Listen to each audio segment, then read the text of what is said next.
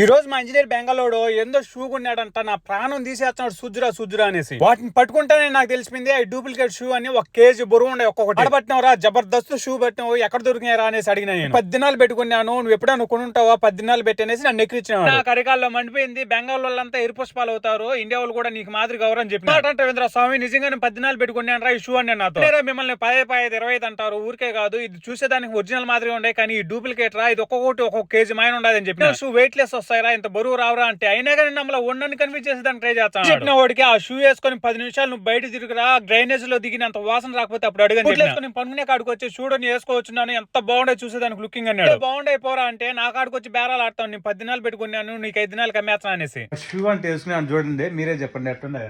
అంతా మన పక్క మాంగారు సినిమాలో మూల పని చేసుకుంటారు అట్టంలో కూడా. देखने से जो चीज अच्छा लगता है उसको खाने को भी अच्छा लगता है. ఫీలింగ్ అది. మీరు ఏమనుకున్నారు కామెంట్ చేసి సబ్స్క్రైబ్ చేయండి మామ.